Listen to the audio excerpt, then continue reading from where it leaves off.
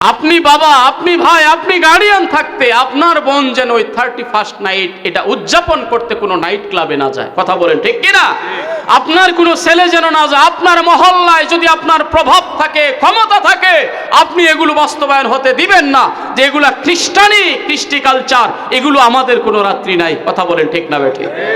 বরং যদি আপনার কিছু করতেই মন চায়, আমি ফতুয়া দেই না যেটা করেন, যদি করতেই মন চায়, একটা বছর আমার জীবন থেকে শেষ হয়ে গেল, আজকে রাত্রে একটু উঠি কান্না দিই। 31শে ডিসেম্বর মানে বছরের শেষ দিন হোক, সেটা ইংরেজি। কথা বলেন, কান্না দিয়ে বলবো, আল্লাহ কতদিন আমার জন্য তুমি বরাদ্দ করছো জানি না, আমার জীবন থেকে আরেকটা বছর চলে গেল।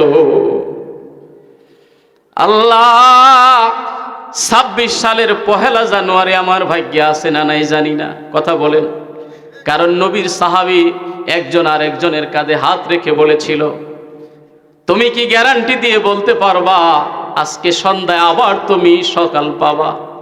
ইজা আমসাইতা ফালা তানতাজিরিস সাবা ওয়া ইজা আসবাহতা ফালা তানতাজিরিল মাসা। সন্ধ্যায় উপনীত হলে কোনো বাপের বেটা নাই বলতে পারবে আগামীকাল সকালে আবার আমি উঠব। এমনকি সকালবেলায় কোনো বাপের বেটা নাই বলতে পারবে আগামীকাল সন্ধ্যা আমি আবার পাবো। যেই জায়গায় সকাল সন্ধ্যার গ্যারান্টি নাই, কিসের ফানুসবাজি, কিসের আতশবাজি, কিসের তুমি মেয়ে ছেলে একত্র হয়ে নর্তন কর্দন করো, নাচানাচি করো, গান গাও। আপন চাচা ভাতিজি যদি না হয়, তাহলে আপনার ওই যুবতী মেয়েটাকে একটা যুবকের সঙ্গে, যার সঙ্গে বিয়ে হয় নাই, আপনি বলবেন তার কলেজ ফ্রেন্ড, ভার্সিটির ফ্রেন্ড, কিসের এগুলো ফ্রেন্ড? কে আপনার অনুমতি দিয়েছে?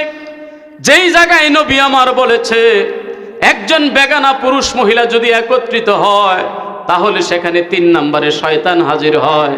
আর একজন যুবক, একজন যুবতী আপনি ছেড়ে দিলেন যুবকের কাছে, ছেলে ভাতিজা আমার মেয়েটাকে দেখো, বিড়ালকে দিলেন দুধের পাহারা। কথা কন, আপনাদের কি বলবো ভাই? আবার রাগ হইতেছেন নাকি? এই রোগ সারাইতে হবে রে বাবা, এত এত আধুনিক হলে চলবে না। বিড়ালের দুধের সামনে না রাইখে বলবেন, বাবা বিড়াল পাহারা দিও দুধটা, ঠিক আছে না? বিড়াল বলবে এমন মালিক তো আর পাওয়া যায় না, ঠিক না? বিড়াল এরে দিলেন দুধের পাহারা, যুবক ছেলে তুমি বললা বাবা আমার মেয়েটারে দেখে রাখো। কি আদরের কথা! দুঃখ নিতেছেন? বাস্তব, এগুলো করবেন না। যুবতী মেয়ে কোথাও নিয়ে যাইতে হলে আপনি নিজে নিয়ে যাবেন, নিয়ে যাওয়ার মানুষ নাই, বাদ দেন, পড়ালেখা শেষ, ঘরে থাকবে। নবী আমার বলেছেন, আল মারআতু আওরাতুন ফাইজা খরাজাত ইস্তাশরাফাহা শাইতান।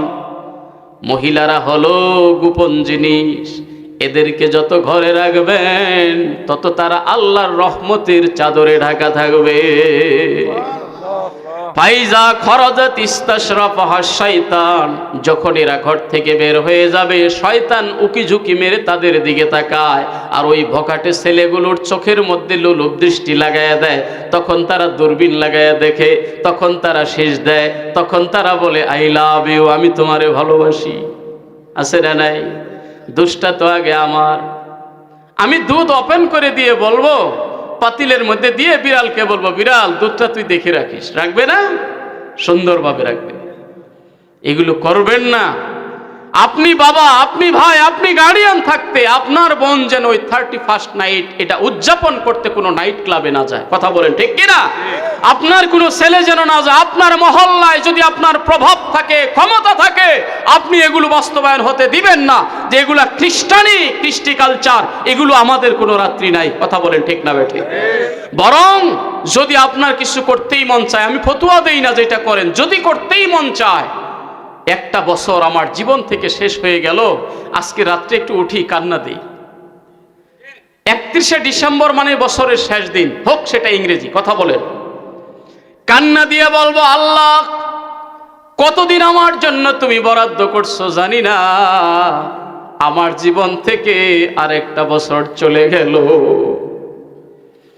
আল্লাহ 26 সালের 1 জানুয়ারি আমার ভাগ্যে আছে না নাই জানি না। কথা বলেন, কারণ নবীর সাহাবী একজন আর একজনের কাঁধে হাত রেখে বলেছিল, তুমি কি গ্যারান্টি দিয়ে বলতে পারবা আজকে সন্ধ্যায় আবার তুমি সকাল পাবা?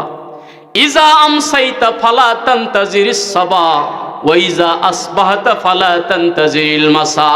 সন্ধ্যায় উপনীত হলে কোনো বাপের বেটা নাই বলতে পারবে আগামীকাল সকালে আবার আমি উঠব। এমনকি সকালবেলায় কোনো বাপের বেটা নাই বলতে পারবে আগামীকাল সন্ধ্যা আমি আবার পাবো। যেই জায়গায় সকাল সন্ধ্যার গ্যারান্টি নাই, কিসের ফানুসবাজি, কিসের আতশবাজি, কিসের তুমি মেয়ে ছেলে একত্র হয়ে নর্তন কর্দন করো, নাচানাচি করো, গান গাও। আমি বলবো ভাই রে, বরং ওই রাতে আল্লাহর কাছে কান্না দিয়ে আমাদের বলা দরকার, আল্লাহ আরেকটা বছর জীবন থেকে চলে গেল, আল্লাহ নতুন বছরে যেন ভালোভাবে আমরা পদার্পণ করতে পারি। ফজরের নামাজটা নতুন বছরে শুরু করে দেন। নতুন বছরে কোরআন তেলাওয়াত দিয়ে ফজরের নামাজের পরে সকালবেলাটা শুরু করেন। পারলে সকালবেলায় কিছু দান সদকা করেন, পারলে কিছু মানুষকে খাওয়ান, পারলে ওই দিন মানুষের সাথে ভালো ব্যবহার করেন। বলেন বছরের প্রথম দিন আজকে ভালো কিছু করলাম, নামাজ আদায় করলাম 2 রাকাত নফল, কিছু নফল সদকা করলাম, কিছু ভালো ব্যবহার করলাম। আল্লাহ বাকি 364টা দিন তুমি আমার জন্য এমন করে দিও। ঠিক না বে ঠিক? কিন্তু আপনি কি করলেন? একটা গজবী কাজকর্মের মধ্য দিয়ে আপনার রাত্রিটা শুরু করলেন। নাউজুবিল্লাহ বলেন, নাউজুবিল্লাহ। আর এই কাজে যাইয়া যে মেয়েগুলো মারা গেল, যেই ছেলেগুলো মারা গেল, এদের অবস্থাটা কি হবে? কথা বলে। জীবন তোমার যেমন হবে, মরণ তোমার তেমন হবে।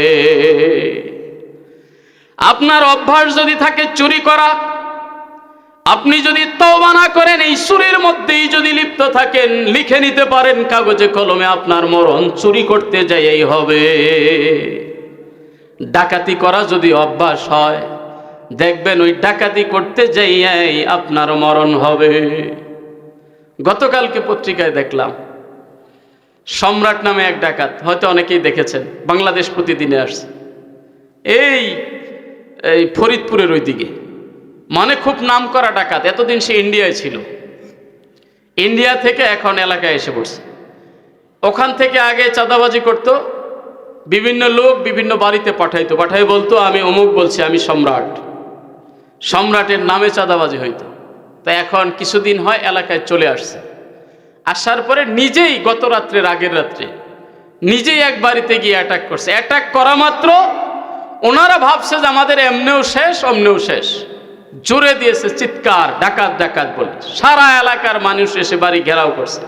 এরপরে পিটান কাকে বলে, জায়গায় শেষ। হাসপাতালে নেওয়ার আগেই সোনার চান শেষ হয়ে গেছে। ওই অবস্থাতেই মৃত্যু হয়ে গেল। লাশটা নিতে পর্যন্ত কেউ যাইতেছে না। চাচাতো ভাইদেরকে বলছে তোমরা তার লাশটা নিয়ে যাও, না আমরা নিতে পারবো না, ওই দায় আমরা না, ওর পাপের দায় ওর বোঝাই থাকবে। আমার ভাইয়েরা, জীবন তোমার যেমন হবে মরণ তেমন হবে। তুমি যদি 10টা মানুষকে খুন করে থাকো, আমি বেশি বললাম কিনা জানি না, আল্লাহ মাফ করুক, তুমি যদি 10টা মানুষের জীবন হরণ করে থাকো, লিখে নিও তোমার জীবনটা ওইভাবেই যাবে, কেউ ফিরাতে পারবে না। তুমি যদি অন্যায়ভাবে মানুষের জীবন কেড়ে নিয়ে থাকো, তোমার জীবন ওই পথেই চলে যাবে, এটা কেউ ফিরাতে পারবে না। তুমি শয়তানি করবে, তোমার সাথে শয়তানি করা হবে। তোমার একজন মেয়ের সাথে শয়তানি করবে, তোমার মেয়ের সাথে অন্যেরা শয়তানি করবে। নবীজির কাছে একজন লোক এসেছিল, এসে বলল হুজুর, কি শেষ করে দিব? চলবে আরো 2-4 মিনিট? মাশাআল্লাহ, এখন তো সাহস পাইতেছি, প্রথম তো ভয় পেয়ে গেছিলাম। আল্লাহ, ভয় পায়েন না, আর 2-4 মিনিট। একজন লোক এসে বলল হুজুর, আমি আপনার সব পছন্দ করি। সুবহানাল্লাহ বলেন। ইসলাম আমার ভালো লাগে।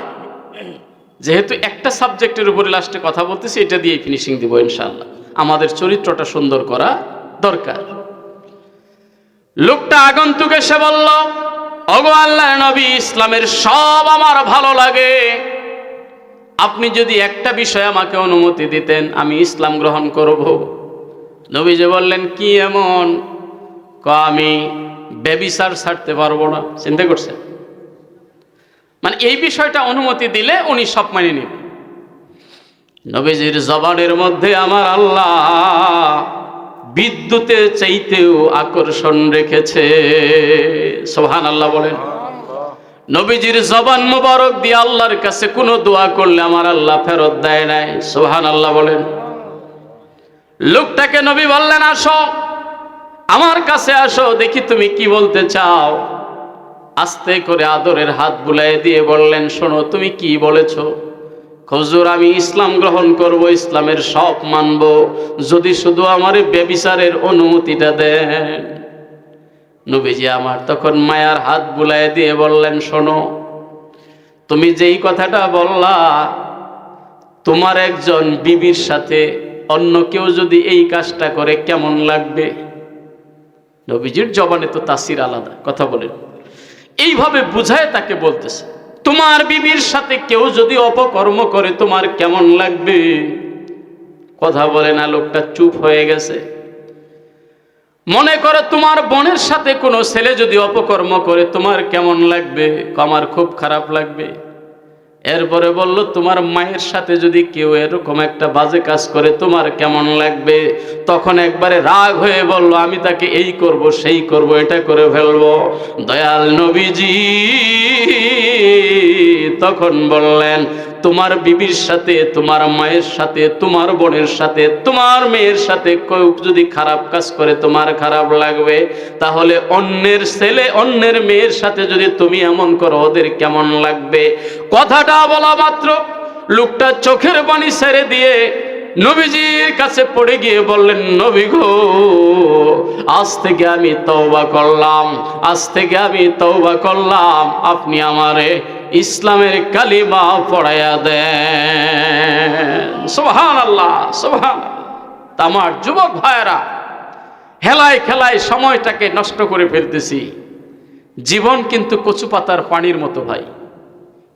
কচু পাতার উপরে পানির যেমন কোনো ভরসা নাই, এই জীবনের কোনো ভরসা নাই। মজার মজার বহু কিছু জীবনে দেখেছেন, ভোগ করেছেন। আমি বলবো এখন ফিরে আসেন ভাই, এখন ফিরে আসি। কার কাছে? কথা বলেন, কার কাছে? ইন্না লিল্লাহি ওয়া ইন্না ইলাইহি রাজিউন।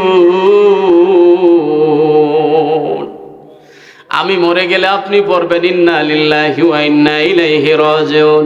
না না না, এর চাইতেও বেশি দরকার ছিল আমার জীবিত থাকতেই এই কথাটা বারবার বলা।